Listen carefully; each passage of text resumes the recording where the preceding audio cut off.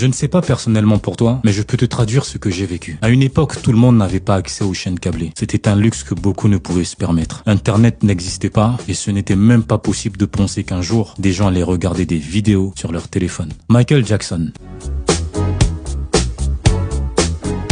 Lorsque ces clips passaient sur la télévision nationale, on était à la limite hypnotisé. Tout ce qu'il faisait était différent, était grandiose. Ces clips étaient un cocktail d'effets spéciaux, des films à la limite. Proverbe 22-29 dit « Vois-tu un homme habile dans son travail? Il siège auprès des rois et non des hommes de basse condition. » Et cette loi prévaut tant pour les chrétiens que les non-chrétiens. Alors tu es excellent dans ce que tu fais, on aura besoin de toi. À 5 ans, Michael Jackson voulait devenir le plus grand artiste de tous les temps. Il pouvait danser de 18h à 5h du matin, seul devant son miroir. Il s'entraînait plus que ses danseurs et plus que ses professeurs de danse. Tu vois, ce que tu fais de façon répétée est ce qui détermine ton niveau actuel sur tous les plans. Michael Jackson a vendu plus de 1 milliard d'albums sur cette planète. MTV a déclaré que c'est le plus grand artiste de tous les temps. Tu sais, si tu te concentres ne serait-ce que quelques temps sur ton potentiel, tu n'imagines même pas ce que tu peux devenir. Plus les hommes t'écartent, plus ils te donnent l'opportunité de te cacher pour te former, te développer, t'entraîner jusqu'à devenir excellent. Ils sont allés chercher David dans la brousse. C'est pas où tu as dormi hier, où tu dors aujourd'hui qui est important. Ils ont trouvé Jésus dans une mangeoire d'animaux. Je m'intéresse plus à ta valeur qu'à tes soucis d'argent. Alors arrête de te focaliser sur les frustrations gratuites, les humiliations et les mauvaises paroles. Si tu fais ce que les gens ne font pas, tu auras ce que